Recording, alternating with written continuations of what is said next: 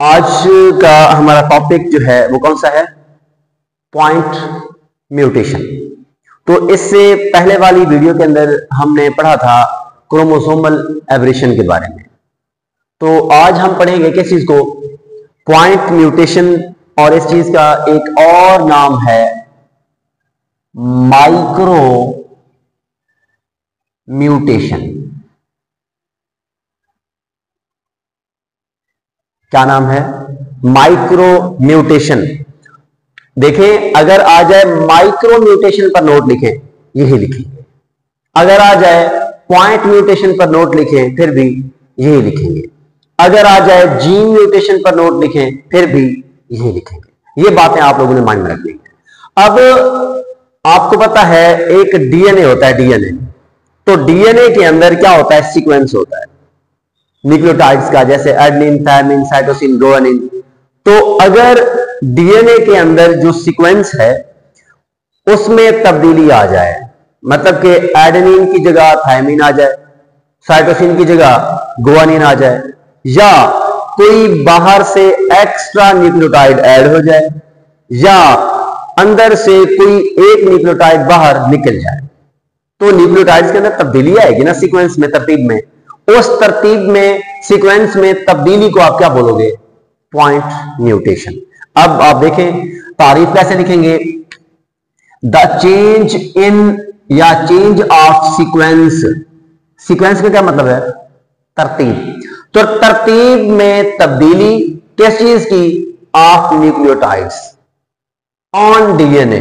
के डीएनए के ऊपर जो न्यूक्लियोटाइड्स का सीक्वेंस होता है, जो न्यूक्लियोटाइड्स की तरतीब होती है, उसमें चेंज आना, उसमें तब्दीली आना, इसको हम क्या बोलते हैं?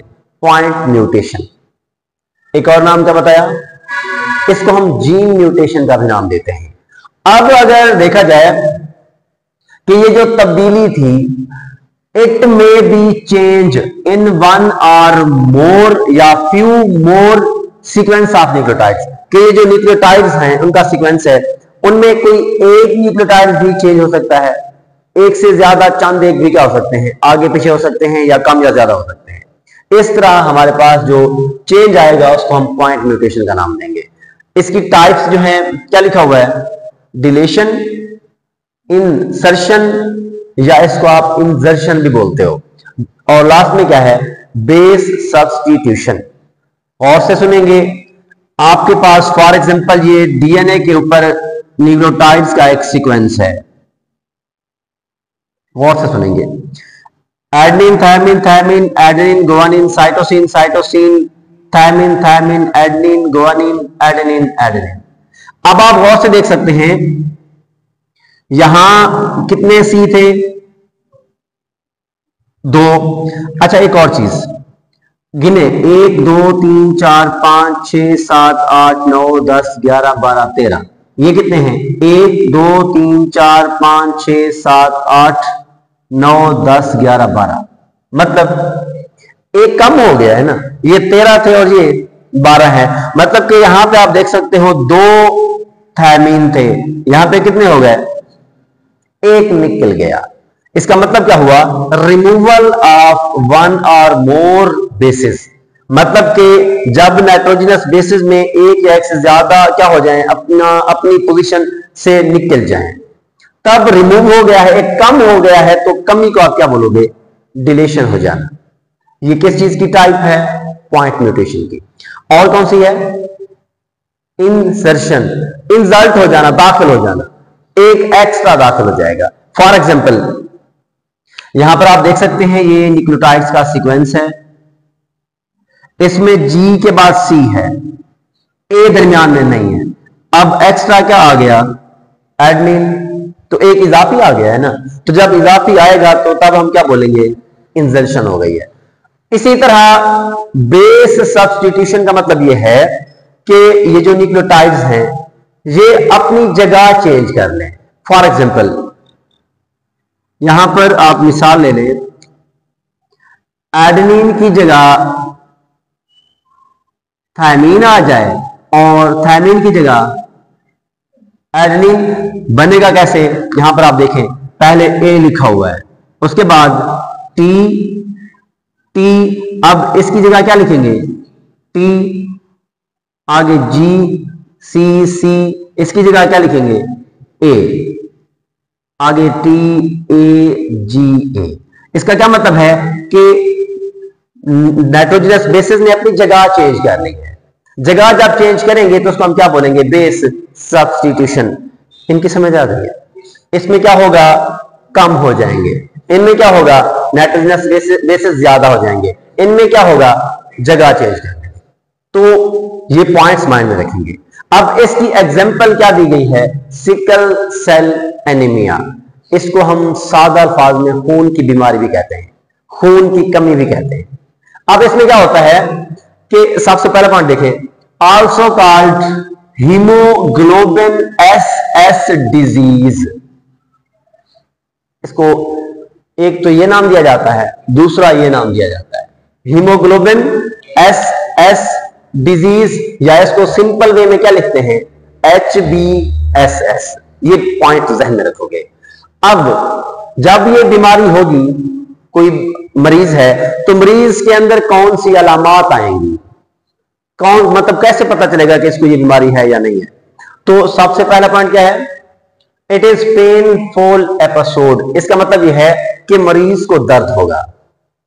अब माइंड में आ रहा होगा दर्द कहां होगा, बॉडी के मुख्तलिफ पार्ट्स में दर्द हो सकता है, लेकिन जो ज्यादातर दर्द होता है वो हाथों में, पांव में, उसके बाद चेस्ट में, बैक में।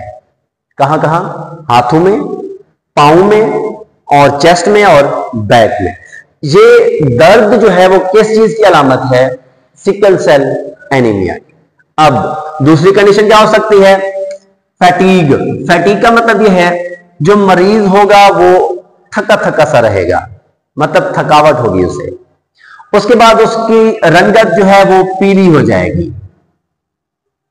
और बुखार होगा। हार्ट बीट रेट मतलब कि उसकी दिल की धड़कन की रफ्तार क्या हो जाएगी, तेज हो जाएगी। उसके बाद शॉर्टनेस ऑफ ब्रीथ, सांस लेना उसमें तंगी आ जाएगी, मतलब उसकी सांस की रफ्तार जो है वो कम हो जाएगी। इसी तरह जंडिस कहते हैं यरकान को, यरकान नाम सुना हुआ है, जंडिस कहते हैं यरकान को। यरकान में वो जैसे कहते हैं आंखें जो है वो पीली हो जाना। तो इसी तरह and damage of various organs, के बॉडी के मुख्तलिफ ऑर्गन्स भी क्या हो सकते हैं, डैमेज हो सकते हैं। ये शॉर्ट क्वेश्चन में आ सकता है, फिर से सुने। सिम्टम्स, अलामत में पहली अलामत कौन सी है, पेनफुल मतलब दर्द होगा बॉडी में, थकावट होगी, बॉडी की रंगत पीली हो जाएगी, बुखार होगा, दिल की धड़कन की रफ्तार तेज हो जाएगी, सांस में कमी आ जाएगी, यरकान होगा और बॉडी के मुख्तलिफ ऑर्गन्स भी डैमेज हो सकते हैं। अब सबसे पहले ये पॉइंट याद करोगे, उसके बाद अलामात, उसके बाद काजेस। ये बहुत इंपॉर्टेंट है। काजेस का क्या मतलब होता है, सबब, वजह। दरअसल आपके पास ब्लड में ऑक्सीजन कैरियंग प्रोटीन होती है। आपको पता है आपके ब्लड में ऑक्सीजन को एक जगह से दूसरी जगह लेकर जाने के लिए, बॉडी के अंदर ट्रांसपोर्ट करने के लिए, तस्लीम करने के लिए एक प्रोटीन पाई जाती है, उसका नाम क्या है, हीमोग्लोबिन। अगर हीमोग्लोबिन में डिफेक्ट आ जाए, अगर हीमोग्लोबिन खराब हो जाए, तब आपके पास क्या हो जाती है, सिकल सेल एनीमिया। अब सवाल यह है हीमोग्लोबिन कैसे डिफेक्ट होगा, कैसे खराब होगा। तो हीमोग्लोबिन प्रोटीन है, उसमें दो चेन्स पाई जाती हैं। एक को हम कहते हैं बीटा चेन और दूसरी होती है अल्फा चेन। कितनी चेन्स हैं, दो, बीटा चेन और अल्फा चेन। अल्फा चेन के अंदर कुछ नहीं होगा, बीटा चेन के अंदर जहां पर एडेनिन था वहां पर क्या चला जाएगा, थायमिन। देखें इसका मतलब क्या है, यहां पे ये वाला पॉइंट आएगा ना, तो इसको हम क्या बोलेंगे, बेस सब्स्टिट्यूशन। मतलब कि वहां पे बेस सब्स्टिट्यूशन जो है वो तब्दीली आ रही है, म्यूटेशन हो रही है। अब एडेनिन की जगह क्या चला जाएगा, थायमिन, मतलब रिप्लेस हो जाएंगे, जगह चेंज करेंगे। जब जगह चेंज करेंगे तब वो जो बीटा चेन थी जब क्या था, एडेनिन, एडेनिन था तो बीटा चेन के ऊपर छठे नंबर पर एक इमाइनो एसिड है, उसका नाम है ग्लूटामिक एसिड। क्या नाम है? Glutamic acid. फिर से सुने, जब बीटा चेन के ऊपर एडेनिन था, एडेनिन की वजह से बीटा चेन के छठे नंबर पर क्या मौजूद था? Glutamic acid. अब हमने क्या कहा, एडेनिन की जगह क्या चला गया? थायमीन। थायमीन जब चला जाएगा तो उसी बीटा चेन के छठे नंबर पर ग्लूटामिक एसिड की जगह वेलाइन आ जाता है। क्या आ जाता है? वेलाइन आ जाता है। इसलिए वो जो आपके पास हीमोग्लोबिन है, पहले इसकी जो शक्ल होती है वो होती है इस तरह गोल, ये ऐसे ऑक्सीजन को कैरी करती है, बॉडी के अंदर ऑक्सीजन की तरसील करती है। लेकिन जब ये कंडीशन हुई, मतलब कि ग्लूटामिक एसिड की जगह क्या चला गया? विलाइन, तो इसकी शक्ल इस तरह की हो जाती है, जिस तरह द्रांति नहीं होती जिससे घास काटते हैं, बिल्कुल वैसी शक्ल होती है। और फिर जो ऑक्सीजन कैरिंग कैपेसिटी होती है वो कम हो जाती है। फिर ऑक्सीजन की तरसील नहीं होती। उसके बाद हम कहते हैं कि वो मरीज जो है उसको क्या हो गया है? Sickle cell anaemia. अब इसी चीज को देखते हैं कि आपके पास जो एबनॉर्मल सिकल सेल हीमोग्लोबिन होगी उसको हम क्या नाम देते हैं? HbS, छोटा सा ऊपर लिखेंगे। ठीक हो गया। अब have lost oxygen binding capacity, मतलब कि इसके पास जो ऑक्सीजन को जोड़ने की सलाहियत थी वो क्या हो जाती है?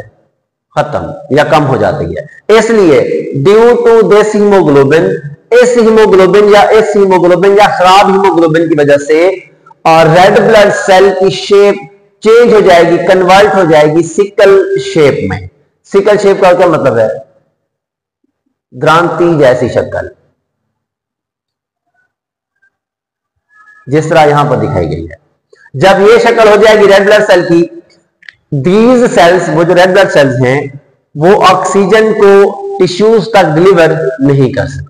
जब डिलीवर नहीं कर सकते तब हम कहते हैं कि वो खून की बीमारी है, मतलब कि ऑक्सीजन को कैरी नहीं किया जा रहा। अब हम ये देखेंगे, बीमारी हो गई, सिम्टम हो गए, वजूहात भी हो गई। अब हम देखते हैं कि इसका इलाज कैसे किया जाए। तो ट्रीटमेंट में सबसे पहली चीज लिखी हुई है ब्लड ट्रांसफ्यूजन, मतलब कि बाहर से कोई एक्स्ट्रा खून डोनेट किया जाए, क्योंकि खून की कमी हो गई थी। अब एक्स्ट्रा खून देंगे तो इलाज किया जा सकता है। मेडिसिन टू रिलीव पेन, वो जो दर्द था उसको कम करने के लिए अद्वियात देनी चाहिए।